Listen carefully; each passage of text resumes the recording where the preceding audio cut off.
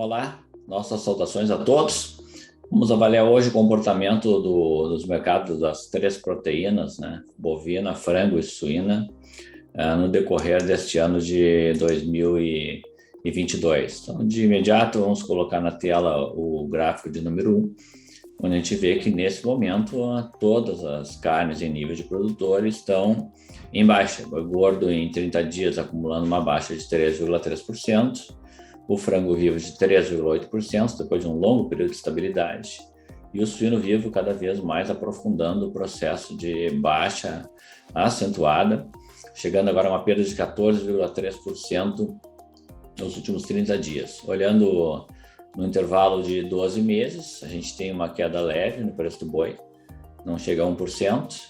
No frango vivo ainda há um acumulado de alta, o frango vivo havia conquistado altas em níveis de produtor e de atacado ao longo dos últimos meses, mantém um ganho de 13% aí nos últimos 12 meses. E o suíno vivo, nos últimos 12 meses, acusa a maior parte entre as três proteínas, a maior baixa de todas, chegando a mais de 30% de baixa de preço em nível de produtor. Então, vamos de imediato olhar o gráfico número 2, comparando as três carnes no mesmo equivalente, em reais por quilo de carcaça, peso vivo, com esses valores todos corrigidos pela inflação, deflacionados pelo IGPDI.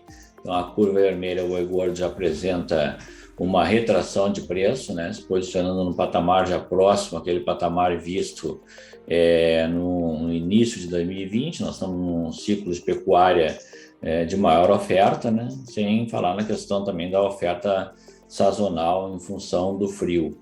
Na curva azul, o preço do frango vivo apontando uma pequena baixa, mas ainda tem o melhor desempenho entre as três proteínas. E o suíno vivo começou um processo de baixa em meados de 2020 e agora chega no menor patamar desde 2019 no mercado interno, acumulando uma baixa bastante acentuada. No caso do boi, né, realmente a lentidão de vendas é grande no mercado interno. Há alguns bloqueios de plantas brasileiras na exportação para a China.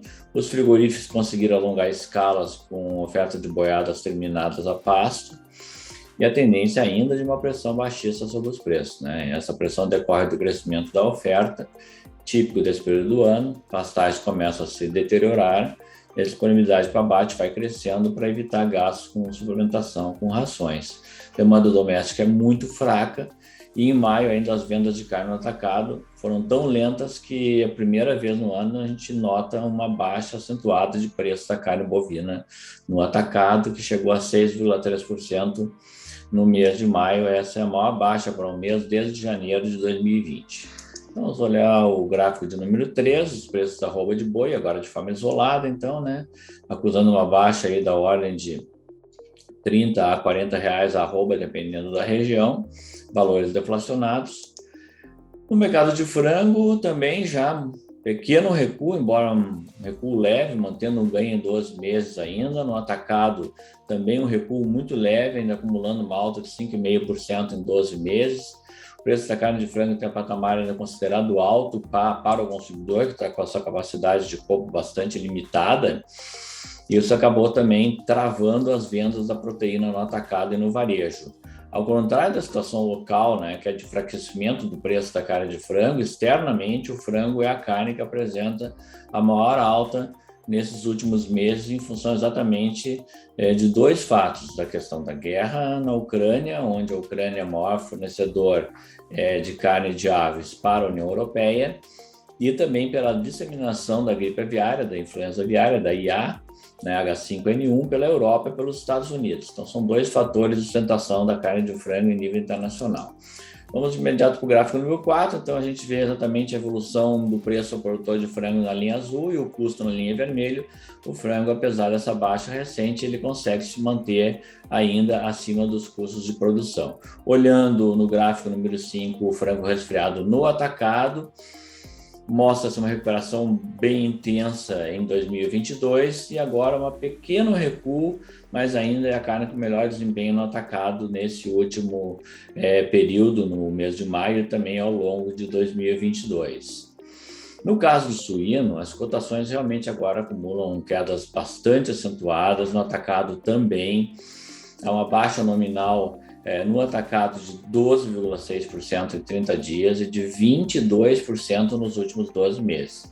Cenário de preço baixo, custo de produção elevado, cresce a preocupação com excesso de produção, demanda interna enfraquecida e ainda colaborando para esse quadro negativo, a fraqueza das exportações brasileiras esse ano. Perdemos a cota de 100 mil toneladas que tínhamos para exportar para a Rússia no primeiro semestre do ano, e isso acabou gerando ainda um excesso de oferta no mercado interno.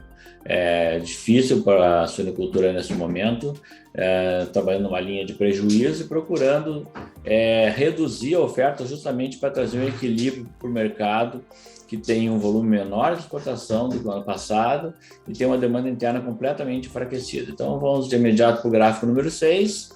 A gente vê na linha vermelha, então, o custo de produção de suíno, embora estável agora nesses últimos 2 meses, ainda muito acima do preço pago ao suinocultor, principalmente o suinocultor, tanto o independente quanto o integrado, que estão com preços bastante alinhados nesse momento no mercado interno. E, por fim, o gráfico do número 7, o comportamento da carcaça especial de carne suína no atacado em São Paulo, que atingiu seu ápice nesses últimos anos, exatamente lá em meados da pandemia, final de 2020, chegando a R$14 o quilo no atacado, e agora cotada na casa de R$8. Então, um desempenho muito ruim na carne suína, a suinocultura passando por um ano bastante difícil, muito mais desafiador do que a carne bovina, o boi gordo, e o mesmo em relação à avicultura e avicultura de corte e postura, que estão tendo bons desempenhos nesse ano de 2022. Ficamos por aqui e nos encontraremos na próxima semana com mais um tema importante para o mercado de proteínas no Brasil.